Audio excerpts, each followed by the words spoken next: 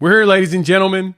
It's Red River Shootout, Rivalry, whatever you want to call it week. It's the week where Oklahoma and Texas battle each other at the Cotton Bowl down in Dallas, halfway between Norman and Austin. It's a battle that every year is of intrigue to the nation because you never know what you're going to get.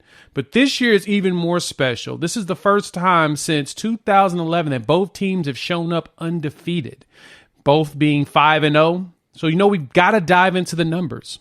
Yeah, I know me. I'm a stats guy. I like looking at the numbers and trying to compare. Really theory craft. And what ways can Oklahoma win and what ways can Texas win? So, we're going to dive deep into those numbers. And I'm going to give you a path to victory for both. Because I'm going to keep it unbiased here, even though I'm a very biased party in this. But I'm going to tell you what both teams can truly do to win as we look at the numbers and go through it. But before we do that, welcome to Unfair Sports. I'm your host, Jay. Thanks for pulling up to the channel. If you like the content, hit the like button. If you're new to the channel, subscribe. We would love to have you join this family. So let's dive into Oklahoma and Texas. The number 3 team in the AP poll versus the number 12 team in the AP poll, battling out 5-0 apiece, heading into the rest of the season, playing down at the Cotton Bowl in Dallas, Texas. So, stay fair. It's going to be fun. I'm going to be down there, get me a funnel cake, have a blast. College Game Day is going to be there, and Baker Mayfield's going to be a guest picker. So, if you're a Sooner fan, please go on down there. If you're a college football fan, go down there as well. While you're at Game Day, hold up a sign. Tell them to subscribe to the channel. Tell them Unfair Sports sent you.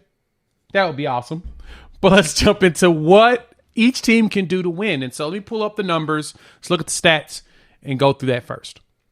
All right, statistically, I'm going to tell you this. This is the thing that I hope everyone understands, that this is going to be a defensive battle. And the thing that's going to determine who wins this, trenches. It's going to be trenches, man. Who's going to be the best blocking team, the team that also makes the least amount of mistakes. Because the crazy thing about this is that defensively, both Oklahoma and Texas have taken care of business in all of their non-conference games and their conference games. They've taken care of business against the teams that's placed in front of them. Alabama has one of the best wins in college football with their victory against Alabama. I know people are going to jump in the comments and say, they're not the same Alabama. Shout out to Josh Pate. They may not be, but at the same time, Saban's also been infamous for turning over coaches because when you win, people poach your employees, and that's just kind of what's happening to them. And so in this case, in this situation, Texas still beat them at the number 2 team in the nation. They still got the biggest win in college football right now. And even if Alabama isn't in the top 10 or moving back up into the top 10, Texas beat them when they were in the top 10. So y'all know me. I don't like rankings until after about week 4. That's when you really understand who teams are. And at this point, Texas is top 5 overall. And so when you look at these numbers here, here's the big swath of numbers. And we're going to dive into the ones that I feel like are the most critical to look at. First and foremost, defensive points allowed. Texas at 64, Oklahoma at 54. Both teams are not letting teams score on them. Both teams are really doing a really good job of controlling the other team. Now, granted, both teams have a tendency of playing with their food before they let go, really. But second half-wise, Oklahoma is one of the best teams in college football in that. They're not giving up very many yards or very many points right now. And Texas takes a lot of their battles to the fourth quarter, and then they really shut it down. But if you want to talk paths to victory, let's look at Oklahoma's first. When it comes to path to victory for this game, Oklahoma's going to have to establish the run. The good thing is it looks like Gavin Sawchuk is getting better and better each week. And if Sawchuk shows up, him and Tyree Walker, as well as Marcus Major, running back by committee, if they can make that happen, that's going to be a big deal. Now, granted, the question is this the time for Oklahoma to actually establish their run? That's a very good question. They haven't been able to do it so far this season, but we all know that Oklahoma typically has a pretty solid run game. And no matter what you think, even with that defensive front that's at Texas right now on the sack rate, they're only giving up 3 yards per attempt is what they're giving up right now. And they're doing a really good job defensively at the defensive line of not allowing a lot of run yards, 473 over the 5-game span. So that's less than 100 yards a game. Well, to that point, Texas defensive line is good, but Oklahoma's offensive line is still coached by the same guy, Bill Bedenbaugh. Beanbo's been over there over 10 years. And so because of that, the players you've seen come through there that have led to the NFL, I have faith that he's building this lineup the exact same way. We're seeing a lot more nastiness out of this line this year in comparison that we've seen, honestly, compared to last year. This team is getting it. Tyler Guyton's probably the best tackle in this game. I will say that now. I think he's the best one. I think he is first-round talent. He's shown it. I mean, we watched him battle Jared Verse for Florida State, and it was a battle. So, in that point, I think Oklahoma has the lead in that portion, even though Sweat and Murphy are really good defensive linemen for Texas. I think that they can go ahead and establish that and make it happen. So 94 yards a game is what they're giving up on the run game, and we're only getting about 158.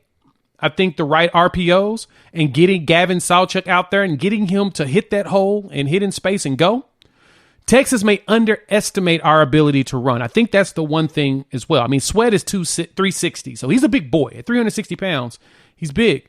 But I think Oklahoma has the ability to make him have to work for those tackles. And so if Oklahoma can establish that run and give Dylan Gabriel some time, let Gavin Sawchuk hit the hole, give Dylan Gabriel some time to go out there and make those passes that we know that he can do. He's completing 70-something% of his passes. And then, of course, enough time to take deep shots. We want to go after those safeties. If Oklahoma goes after those safeties, I think this is a chance for them to win and shock the world.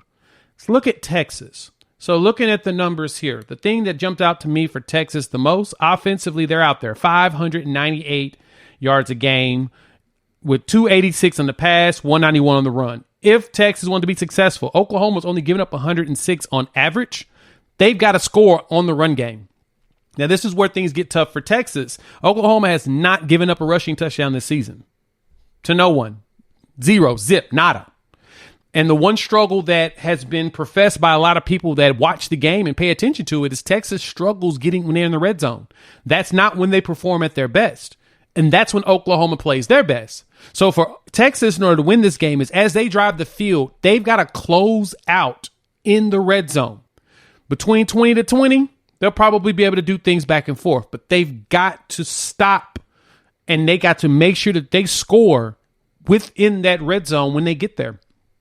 That's the one thing that's going to hold them back in this game, if anything, is not being able to score in the red zone. That's going to be a challenge because that has been their challenge all season. But outside of that, Texas offensively is great. If Quinn can get out there and make some of these deep throws, he can get it. Now, he has not been the greatest at the deep throw, but when he does hit on his deep throws with A.D. Mitchell as well as Xavier Worthy and Jonte Cooks, yeah, they're on it. But Jonathan Brooks is going to be the key to their victory. They need to get Brooks the ball as much as possible. Let him run, open up those holes, and he's got to break from those holes on the outside and go. He's got to get past those Oklahoma linebackers. And if they do that, they establish that run, it's going to open up the pass a little bit more for them, and they'll be able to do something. Now, the funny thing as I look at all of this, and granted, as we talk through these paths to victory, the fascinating thing about all of this is that a lot of people are counting Oklahoma out immediately and thinking that Texas is going to walk in here and dog walk them like they did last season. And that's not a good thought process to come into. The good thing is Texas is not thinking that. The last thing Texas got on their mind is last year.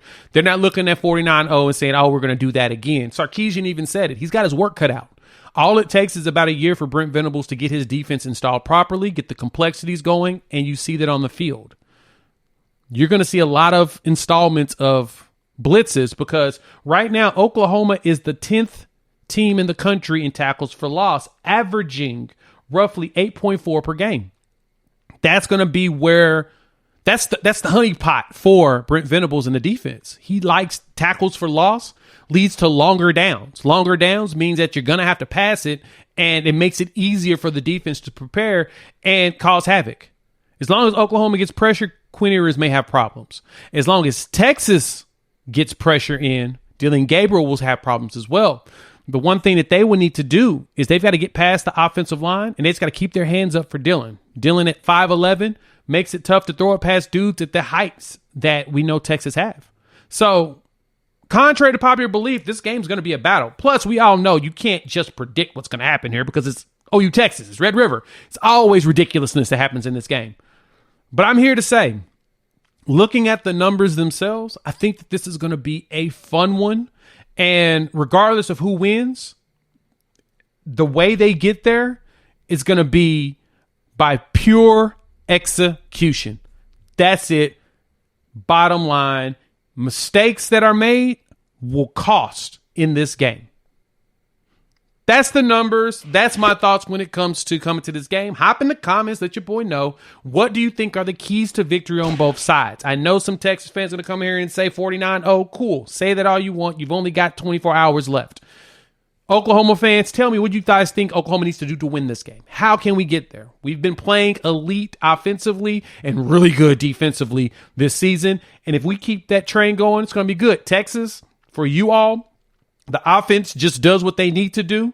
The defense has been elite. So what do you think needs to be done to win this game? If you've made it this far, you like the content, hit the like button. If you're new to the channel, subscribe. Love to have you join this family. Thanks a bunch for checking us out. We'll be at Red River. I'm going to record as much as possible and vlog, and I'll probably go live right afterwards from the stadium, depending on win or lose. I'm either going to be having a big smile on my face with a Cuban, or I'm just going to be like, darn, it happened. So enjoy the game. YouTube says watch one of these videos. I highly recommend it because I made it for you, the people, and we will talk soon. Peace.